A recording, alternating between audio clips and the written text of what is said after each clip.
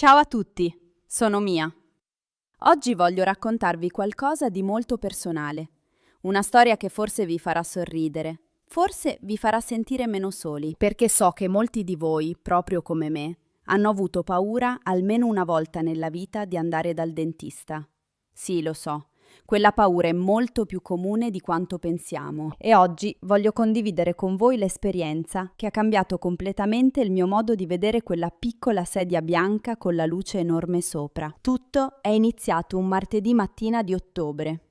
Il cielo era grigio, faceva un po' freddo e io me ne stavo seduta in cucina con una tazza di tè tra le mani, cercando di ignorare quel fastidioso dolore che sentivo da qualche giorno al dente del giudizio. Già.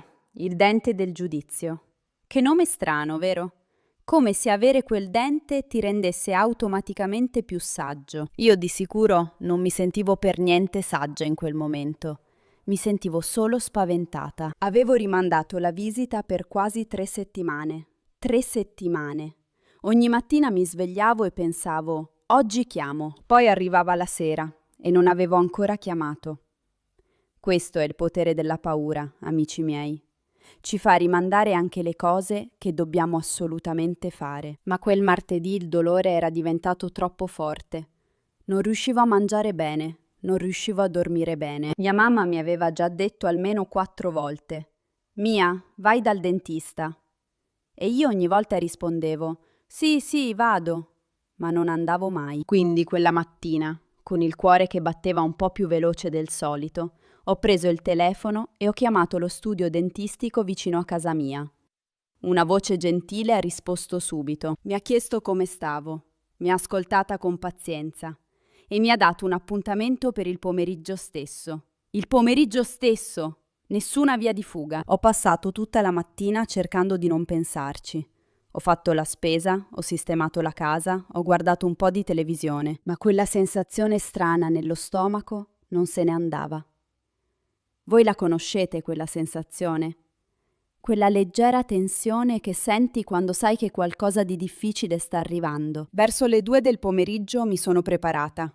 Ho messo un maglione confortevole, ho preso la borsa e sono uscita di casa. Mentre camminavo verso lo studio, cercavo di ricordare tutte le cose brutte che avevo sentito dire sul dentista nel corso degli anni.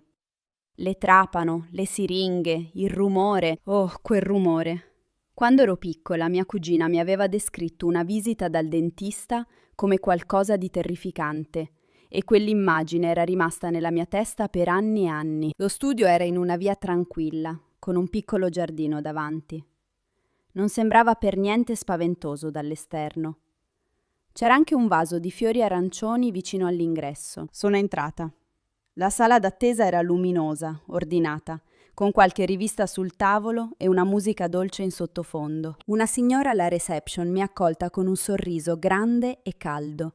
Mi ha chiesto il mio nome, ha controllato l'appuntamento e mi ha detto di sedermi pure. Il dottor Martini è quasi pronto per lei, ha detto. Il dottor Martini. Mi immaginavo un uomo severo, con gli occhiali spessi e le mani fredde. Invece, dopo pochi minuti, è uscito uno con una faccia simpatica e un camice celeste. Sembrava avere circa 40 anni, capelli scuri, un sorriso aperto. «Benvenuta, Mia, come stai?» ha detto, come se ci conoscessimo già. Quella semplicità mi ha sorpresa. Non era freddo, non era distante. Era una persona normale, che faceva il suo lavoro con cura. Mi ha fatto accomodare sulla poltrona, che poi, diciamolo, è abbastanza comoda, e mi ha chiesto dove sentivo il dolore. Gli ho spiegato tutto, il dente del giudizio, le 3 settimane di rimando, la paura, e lui ha ascoltato. Ha ascoltato davvero, senza interrompermi, senza giudicarmi. Capisco benissimo, ha detto. Molti pazienti si sentono così. Ma ti prometto che faremo tutto con calma. Se in qualsiasi momento vuoi che mi fermi, alzami la mano sinistra e io mi fermo, ok? Quella promessa semplice ha fatto qualcosa di strano dentro di me. Mi ha fatto sentire al sicuro. Mi ha fatto sentire che avevo il controllo della situazione. Ha fatto una prima visita, solo guardando.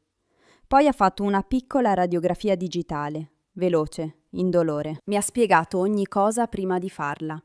Adesso faccio così, poi farò quest'altro, non ti preoccupare.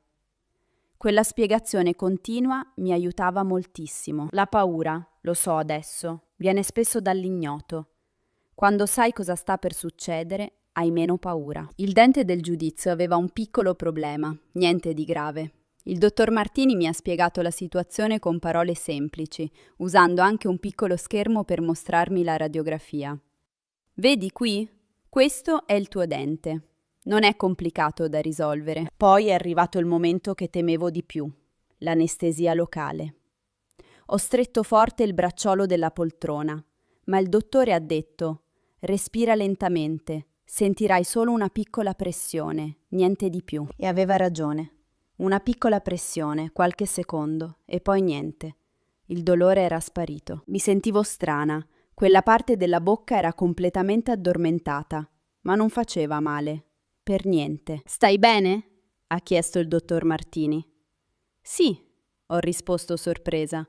Sì, sto bene. Ha lavorato con precisione e con calma. Di tanto in tanto mi chiedeva come stavo. La sua assistente, una ragazza giovane di nome Sara, mi teneva d'occhio e mi sorrideva ogni volta che incrociava il mio sguardo. Quella piccola attenzione valeva moltissimo. In meno di 30 minuti era tutto finito. 30 minuti. 3 settimane di paura per 30 minuti di visita tranquilla. Quando mi sono alzata dalla poltrona mi sentivo quasi stordita.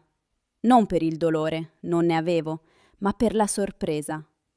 Tutto era andato così diversamente da come me lo ero immaginato. Il mio cervello aveva costruito un castello di paure enorme e la realtà era stata molto più semplice. Hai fatto benissimo, ha detto il dottor Martini mentre mi salutava.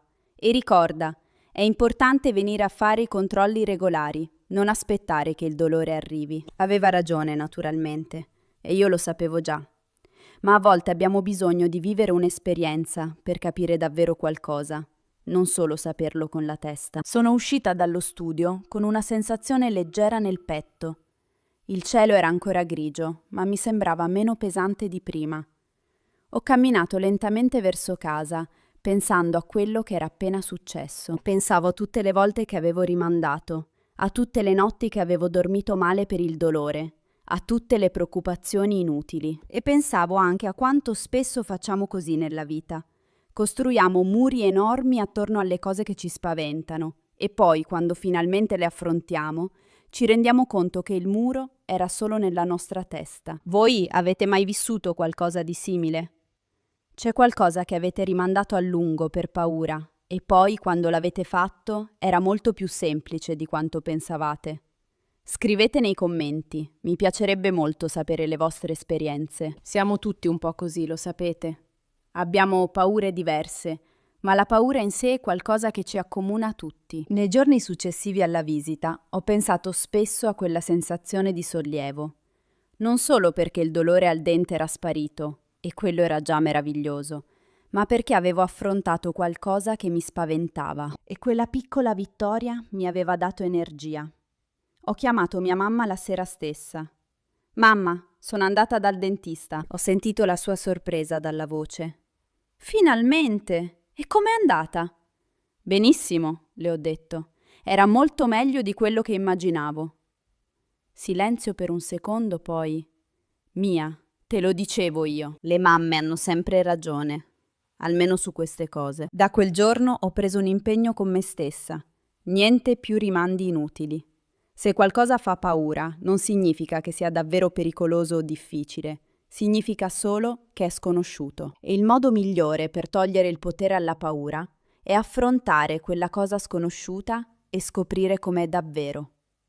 Ho anche prenotato il controllo per il mese successivo, prima ancora di uscire dallo studio. Il dottor Martini mi aveva suggerito di venire ogni 6 mesi per un controllo di routine.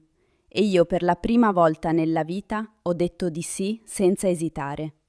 Piccolo passo, ma per me era grande. Sapete, imparare l'italiano attraverso le storie è un po' come andare dal dentista. Lo so, sembra strano come paragone, ma ascoltate. All'inizio sembra difficile, forse un po' spaventoso. Non capisci tutte le parole, non sei sicuro di star facendo bene. Ma poi continui ad ascoltare continui a praticare e poco a poco le cose diventano più chiare. Le parole che prima sembravano impossibili cominciano ad avere senso e quella sensazione di progresso, anche piccolo, è una delle più belle che esistano. Se state ascoltando questo episodio e state imparando l'italiano, voglio che sappiate che state facendo qualcosa di meraviglioso. Ogni minuto che dedicate a questa lingua è un piccolo passo avanti. Non preoccupatevi se non capite ogni singola parola. L'importante è continuare ad ascoltare, continuare a esporsi alla lingua e divertirsi nel processo. Se questo tipo di storie vi aiuta a praticare il vostro italiano, sarò felicissima di sapere la vostra opinione nei commenti. E se pensate che Wow Podcast Italian possa essere utile anche per qualcuno che conoscete, condividetelo pure. Siamo qui ogni volta con una storia nuova, un italiano naturale e tante emozioni da condividere insieme. Potete anche mettere un mi piace al video se vi è piaciuta questa storia. È un piccolo gesto, ma per noi significa molto e ci aiuta a continuare a creare contenuti per voi. Prima di salutarvi, voglio dirvi un'ultima cosa. Quella visita dal dentista mi ha insegnato qualcosa che non dimenticherò facilmente. La paura che immaginiamo è quasi sempre peggiore della realtà. E il coraggio non significa non avere paura, significa farcela lo stesso, con il cuore che batte un po' più veloce, ma andare avanti comunque. Quindi, qualunque cosa stiate rimandando nella vostra vita per paura, che sia una telefonata difficile, una conversazione importante, una visita medica o magari proprio imparare una lingua nuova, forse è arrivato il momento di fare quel piccolo passo. Magari sarà più semplice di quanto pensate. Grazie mille per aver ascoltato fino alla fine. Siete stati compagnia meravigliosa, come sempre. Vi mando un grande saluto e vi aspetto al prossimo episodio. Buonasera a tutti e a presto!